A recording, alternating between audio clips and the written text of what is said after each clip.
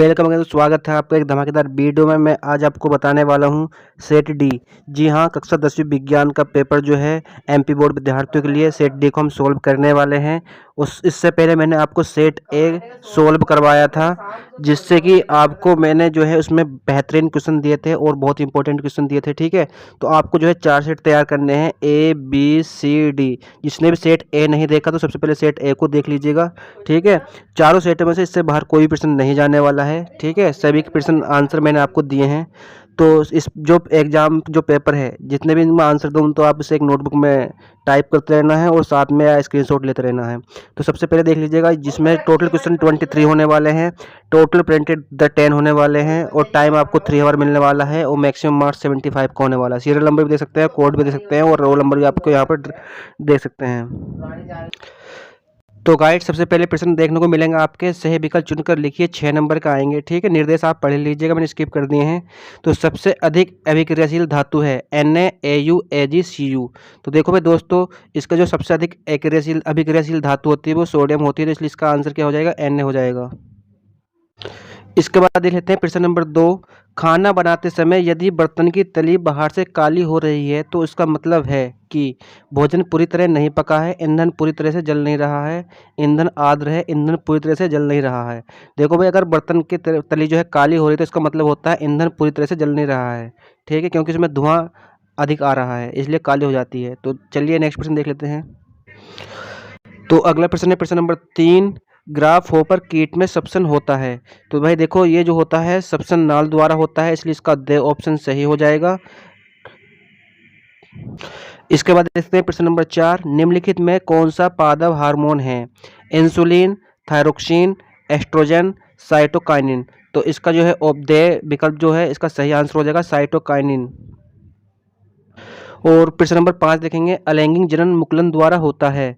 तो भाई ये होता है यीस्ट में, इसलिए इसका बे ऑप्शन सही हो जाएगा। और दे सकते हैं प्रश्न नंबर 6। एक गुणसूत्र में संरचनाएं पाई जाती हैं। तो गुणसूत्र में जो है 6 संरचनाएं पाई जाती हैं। ठीक है, इसलिए इसका बे ऑप्शन सही हो जाएगा। तो भाई दोस्तों, ये 6 नंबर आपके जो है एमसीक्यूज में पक्के हो जाएंगे। ठीक तरीके से इसको आपको सोल्व करना है, 4 को 4 सेट देख के जाना है। और मैं जो है इंग्लिश जो मीडियम के बच्चे हैं, मैं यहाँ पर वीडियो को स्किप कर रहा हूँ इंग्लिश मीडियम के लिए, सिर्फ हिंदी मीडियम के लिए बता रहा हूँ। ठीक है, इसके बाद प्रश्न नंबर 2 है, रिक्त स्थानों की पूर्ति कीजिए। कितने नंबर के? 6 नंबर के ये प्रश्न पूछे जाएंगे। तो पहला है H2 का योग तथा O2 का ह्रास। ठीक है, तो ये उपचयन अभिक्रिया कहलाती है। क्या कहलाती है? उपचयन अभिक्रिया कहलाती है। व्यंजक चूर्ण का रासायनिक सूत्र होता है CaOCl2, कैल्शियम ऑक्सीक्लोराइड होता है। इसके बाद पादप में जाइलम उत्तरदायी है। तो भाई किसके लिए उत्तरदायी है? जल के वाहन के लिए उत्तरदायी है। इसके बाद आरएनए का पूरा नाम। तो भाई आरएनए का पूरा नाम क्या है? राइबो न्यूक्लिक अम्ल है। और डीएनए का है डीऑक्सी राइबो न्यूक्लिक अम्ल। इसके बाद देख सकते हैं एक अशक्ति। तो भाई कितने होता है? 746 वाट के बराबर होता है, ये इसका आंसर हो जाएगा। उदासीन तार में काला रंग का विद्युत रोधी आवरण होता है, तो इसमें काला रंग आपको फिल कर देना है। तो 6 नंबर आपको यहाँ से मिल जाएंगे। तो अगला प्रश्न नंबर 3 मिलने वाला, सत्य सत्य लिखिए। 6 नंबर के ये प्रश्न आएंगे, इनको भी देख लीजिएगा। बर्फ का जल में परिवर्तित होना ऊष्मा क्षेपी अभिक्रिया का उदाहरण है, तो ये आपको क्या हो जाएगा? असत्य हो जाएगा। इसके बाद दूसरा है विभवांतर का मात्रक होता है। तो देखो विभवांतर का मात्रक वोल्ट है, सत्य है। ठीक है, ये भी क्या हो जाएगा? सत्य हो जाएगा। इसके बाद प्रश्न नंबर 3 है, पतले तार की अपेक्षा मोटे तार का प्रतिरोध अधिक होता है। तो ये क्या हो जाएगा दोस्तों? असत्य हो जाएगा। विद्युत मोटर धारा के चुंबकीय प्रभाव पर आधारित युक्ति है। तो ये क्या हो जाएगा? आपका सत्य हो जाएगा। इसके बाद 5वां है, मनुष्य एक सर्वहारी जीव है। तो ये क्या हो जाएगा? आपका सत्य हो जाएगा। एल्केन संतृप्त हाइड्रोकार्बन होते हैं। तो ये क्या हो जाएगा? आपका ये भी सत्य हो जाएगा। तो जो आपके सत्य सत्य ये 6 नंबर के हैं, ये भी आपको नंबर मिल जाएंगे।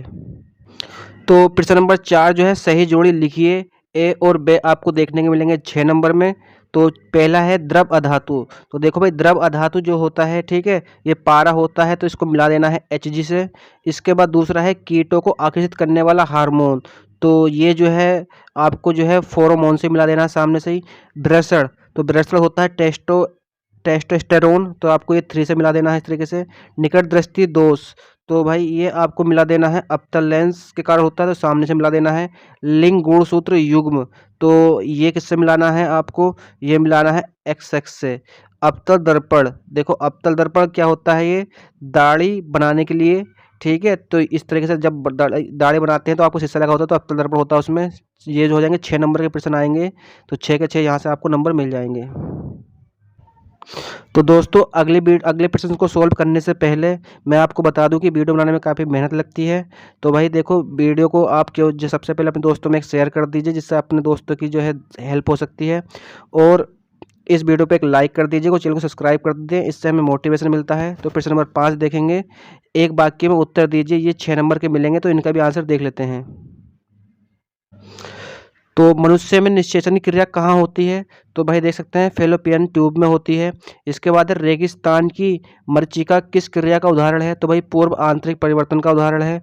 इसके बाद है क्या कारण है कि खतरे के संकेत या सिग्नल का प्रकाश लाल रंग का होता है? तो भाई ये होता है प्रकाश तरंग धैर्य के कारण होता है। इसके बाद प्रश्न नंबर देख सकते हैं, परिपथ में विद्युत धारा का मापन किस यंत्र में किया जाता है? तो भाई वे क्या जाता है अमीटर में, तो इसका आंसर हो जाएगा अमीटर। इसके बाद है चुंबकीय क्षेत्र उत्पन्न करने वाले स्रोतों के नाम लिखिए। तो भाई क्षण चुंबक, धारावाही चालक। ठीक है। इसके बाद देख सकते हैं रेफ्रिजरेटर, शीतलन तथा अग्निमाशन में उपयोगी कार्बन का नाम आपको लिखना है। ठीक है, ये कमेंट करके आपको बताना है कि इसका आंसर क्या हो सकता है।